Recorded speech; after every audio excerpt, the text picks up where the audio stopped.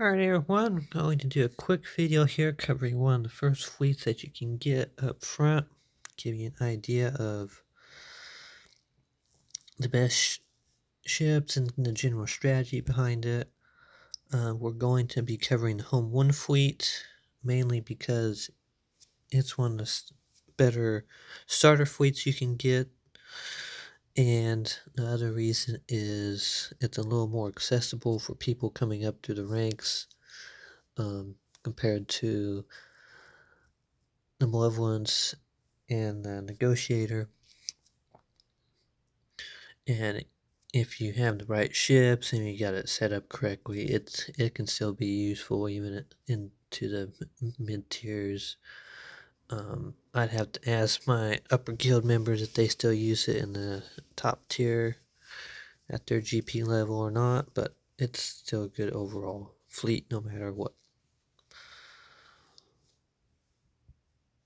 So the ships here are put in here in no particular order, but the ships you want to be having with this fleet is Biggs, Wedge, the 2 U-Wings, and Ravenclaw. Now we're going to jump over here to Ravenclaw first because it is very important for this fleet. It helps bring the fleet up. So let's just look at this real quick. You'll notice there's a lot of call out in his kit for non-scoundrel rebel ships. That's why we've picked 2 X-Wings and the 2 U-Wings on purpose. They get under the guide foresight. They get foresight whenever they assist. Ships with foresight can ignore taunt effects. That can help you. If the foresight is dispelled, then you get some other benefits too.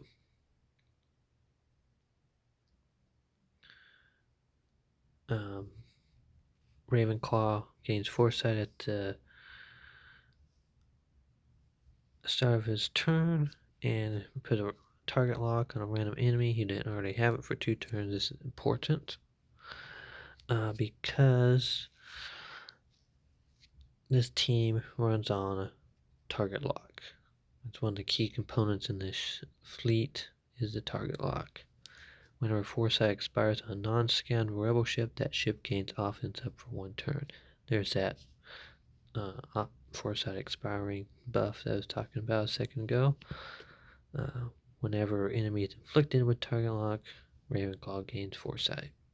While he has foresight, he has plus 50 speed, so keeping foresight on him is a very good thing because you want him to be going very fast if possible. Right here, the reason why target lock is important because of things like this. Target lock call another random non-scoundrel rebel ally to assist. This attack here does damage to the target enemy. If he had foresight, he attacks a second time and dispels all the buffs. This one deals damage to everyone. Remove 50% turn meter from the target enemy. And instead, since we're running this under home 1, it would be 100% turn meter. Inflict daze and target lock for 2 turns to the target enemy. So another way to inflict target lock. At the start of the battle, or when reinforced for each active non-scoundrel rebel ally, Ravenclaw gains 40% max health for the rest of the battle. That really helps beef him up.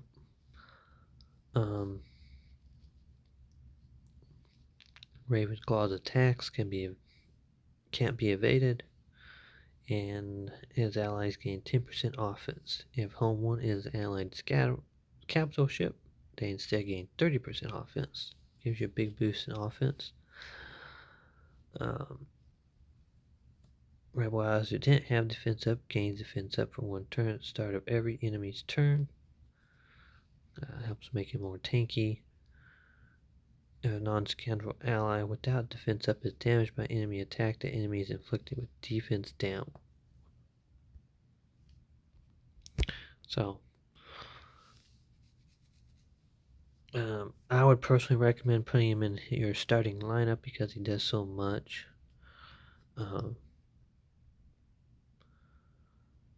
If you do bring him in, he'll gain critical damage up, stealth, and target enemies inflict are vulnerable for 2 turns. I mean, it's not like a lot, so I personally recommend having him in your starting lineup.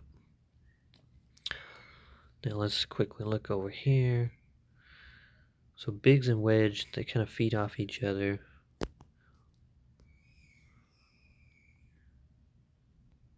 This is a really good attack. Deal physical damage. Target enemy ignores armor and deals 20% bonus damage for each debuff on the target. So if you get some debuffs, then Wedge can dish out some pretty good damage.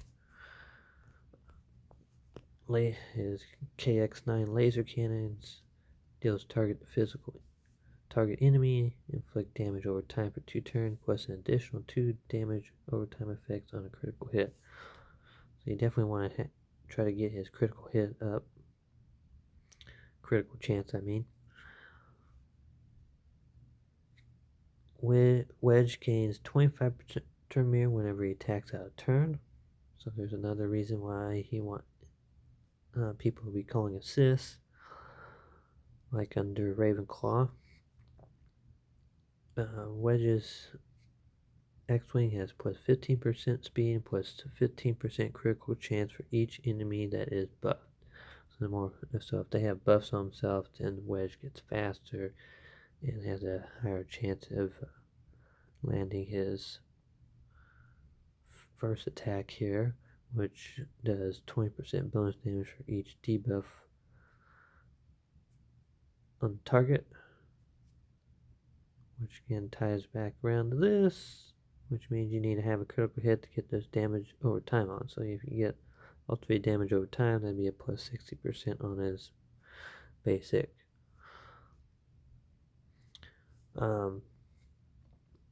I personally recommend putting the 2 X-Wings in Ravenclaw in the starting lineup. I'm going to test to see if maybe putting the U-Wings up there with the Ravenclaw is better. But at the moment, that's what I've been running. It's X-Wings with Ravenclaw. I'm still testing around to see if maybe there's a better iteration.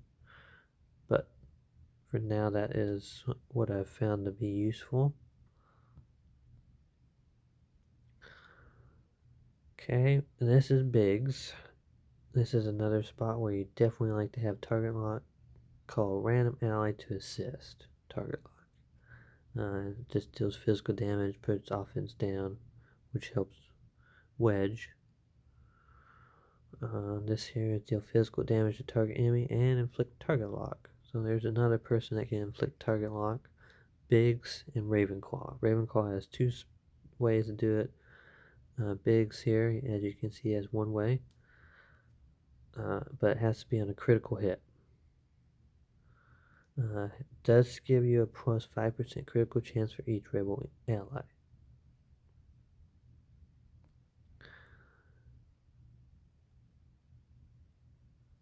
And this is also important. Another reason why you want to have target lock, he gains 40% protection and taunt for 2 turns when an enemy becomes target locked.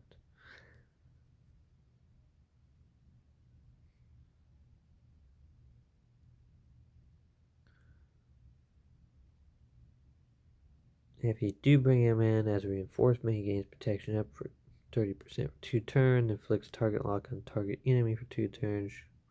I mean, that's one way to get an extra target lock automatically out there. But besides that, I mean, you're not gaining a whole lot. And then wedges, you inflict buff immunity, healing immunity, and target enemy for 3 turns. I mean, if you really needed that, I guess you could do it. In ships, you don't really run into that problem very much. Cassian's U-Wing. So the U-Wings have more abilities because they've got more pilots, obviously.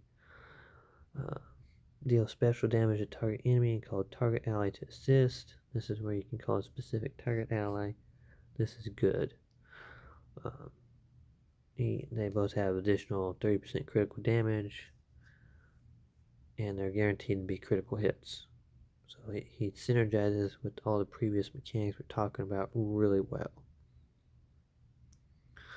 Dispel all debuffs on target ally. and grant them stealth for 3 turns. If any debuffs are dispelled, Cassian and target ally gain 25% turn meter, which is doubled if it's a rebel, obviously. Here's another spot here. Target lock. Deal physical damage. Target enemy gain 50% turn meter. Target lock. Double turn meter gain.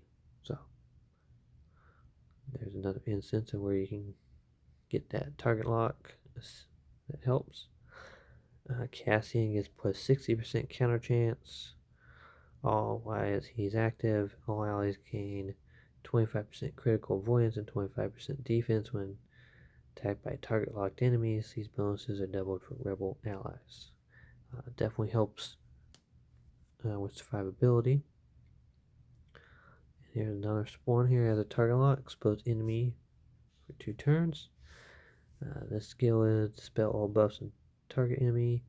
Target enemy had any buffs, remove 30% turn meter, and inflict target lock and tenacity down on them for 2 turns, which can't be resisted. So right here's another spot where you can get target lock out. And if you calm, you can dispel all buffs on all enemies, inflict offense down, defense down, target enemy for 2 turns. This one I'd recommend bringing in as a reinforcement because you can get rid of all the buffs on the enemy. That can be very handy. But if you prefer to have his skills and stuff on the front lines, then you definitely can do that. If you do bring him a reinforcement, I would recommend bring him as the very first reinforcement. Let's get down to another U-Wing. This is Bistan's. Inflict target lock target enemy for 2 turns. You gain stealth and 30% turn meter. If already stealth, you gain offense. So another spot to gain target lock. This is U-Wing, has 25% speed. In addition, whenever enemy becomes target lock, another random ally gains 35% turn meter and advantage for 2 turns. So that is definitely a big plus. And here's a spot here, target lock, inflict tenacity down for 2 turns. Helps get those debuffs out there. Deal physical damage to target enemy. If he is stealth, his attack has 20% critical damage and ignores defense. So it's kind of like a good move to do after you do like the first move over here, scouting mission. Bistan U-Wing is active whenever ally scores a finishing blow. That ally gains 15% turn meter. And if they're a rebel, then Bistan also gains that. For reinforcement, Bistan U-Wing gains stealth for 3 turns and calls a random ally to assist. You get that assist, you automatically get stealth. It's not the best, but it definitely doesn't have any downsides. You can immediately do his opening move if you wanted to.